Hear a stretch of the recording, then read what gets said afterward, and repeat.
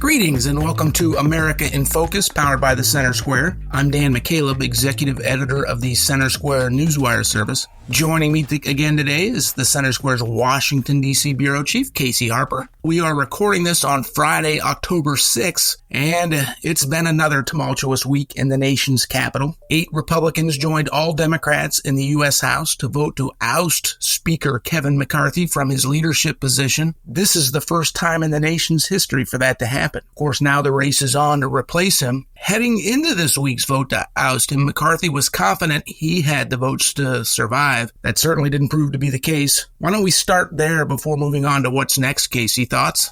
Yeah, I mean, you're right. McCarthy definitely projected confidence. It's unclear whether he really believed that or whether he thought, that was the best strategy to help him, get the confidence of other Republicans. I was pretty surprised that he announced he's not going to run again because it's really, some things are starting to happen now to make this speaker's race take shape. But I really didn't think there was a clear, obvious replacement for McCarthy. There's some, guys like Tom Emmer, Steve Scalise, who are well known within DC and have a lot of support among other Republicans, but they don't have that same national name recognition. And many of the Republicans who do have that national name recognition are a little bit probably too conservative for some of the moderate Republicans to stomach. So, it's going to be really interesting to watch. But now there are some Republicans who are starting to make inroads and who have announced that they are going to run to replace McCarthy. You mentioned you said name recognition. How does Donald Trump do from the name and recognition standpoint? Is there anyone better, Dan?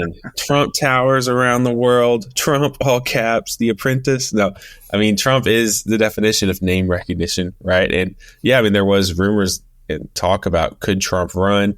Even Trump seemed to suggest that he could do it part-time, just temporarily until Republicans figured out what they were going to do. But it turns out if you're being indicted for felony, you can't really be Speaker of the House. Of course, Trump has not been convicted yet, but that just being indicted is enough to not be Speaker under the House GOP rules. So it looks like Trump's not going to be Speaker anytime soon, although that was just... Let me just add in there. Oddly enough, depending on your viewpoint, you do not have to be an elected member of the House of Representatives to be the Speaker of the House. So an outsider, theoretically could be voted in as Speaker. But as you mentioned, because of the felony indictments against Trump, he cannot. Well, no, say no more, Dan. I have your support. Tell me more about your platform.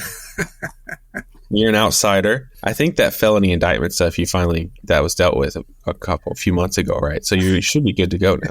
No felony indictment. I wouldn't want the job, even if everyone wanted me for the job, Casey. It just seems like a huge, circus in Congress right now. Have you ever been for your kids, been a school chaperone on a field trip? Oh, of course. Yeah, that's what it reminds me of, I think. Just herding a bunch of kids at the zoo, and it just sounds really, really difficult, and none of them get along, and one wants to go see the gorillas, another wants to see the lions, and the other thinks that the field trip was too expensive and we shouldn't have paid for it. So, believe it or not, though, we do have at least a couple of, I guess, what we call them leading candidates, those who have thrown their hats in the ring for the position, that being House Judiciary Chair, Representative Jim Jordan, whose committee has led the investigation into the Biden family, and then Majority Leader in the House is the second to the House Speaker, Steve Scalise, a Republican from Louisiana. They both thrown their hat in the ring. Former President Trump, who we mentioned who like Marjorie Taylor Greene, threw him out there as a potential House Speaker candidate. He has come out this morning, I think, and endorsed Jim Jordan's candidacy. Tell us more. Yeah, that's right. I mean, I think that Steve Scalise is more of he has a lot of respect among the other members. I think he would naturally be ahead of Jim Jordan if they just voted today. They would, I think Scalise would get more votes. But Jordan has a lot more popularity among the conservative base of the party. Matt Gaetz, the Florida Republican who filed the motion to vacate McCarthy and has really been the thorn in the side of a lot of the Republican Party in the last couple of weeks, he has basically said he would support Jordan. So Jordan is definitely pretty outspoken. He leads these weaponization efforts. There's a new committee that was created as part of the deal to get McCarthy in place, which is called the basically the Committee on the Weaponization of Government, which is when they went after a lot of how federal law enforcement and the Biden administration, and even pre-Biden, how some of federal agencies were targeting certain Americans. And so he's led some of that effort. He's been very aggressive on the investigations against Biden. He's very outspoken. He's got a lot of points with conservative Republicans around the country and in the House, but I don't know that he projects this, what a lot of people want in a speaker, which is a deal maker, someone who is going to be a level head, who's going to be able to get a bunch of different opinions in a room and strike a deal that pleases everyone. He's more of a firebrand, I think. But, this new Republican Party, who knows what they really need and what they want? I mean, it may be that a firebrand is what it will take to satisfy Gaetz and the other members of the Republican Party who have been holding out on this. Right.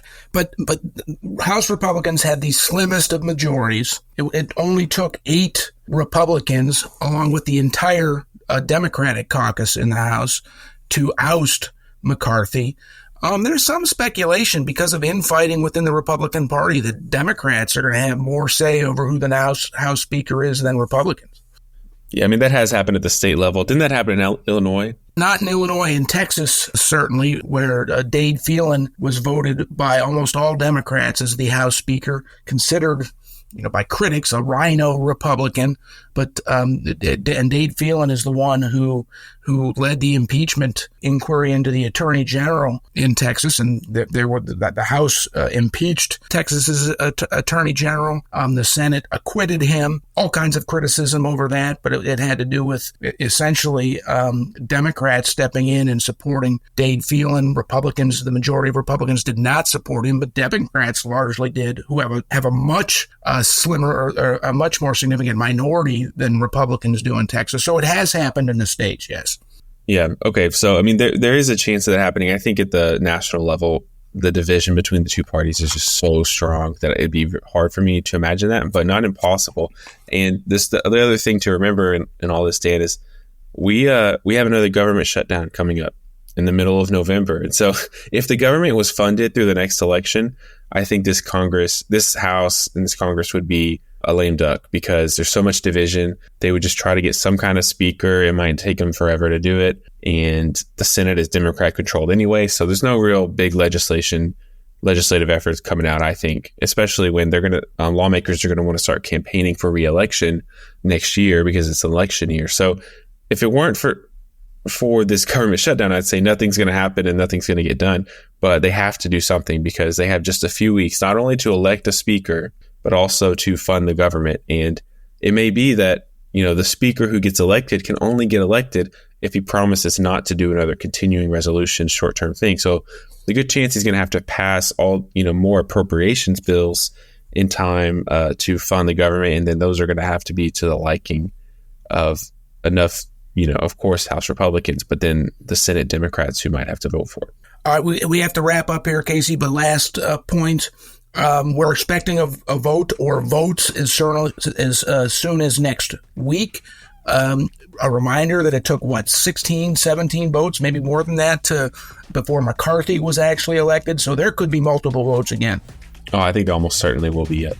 I appreciate your insight into this ongoing story. Listeners can keep up with it and more at thecentersquare.com. But we are out of time. For Casey Harper, I'm Dan McCaleb. Please subscribe. Thank you for listening.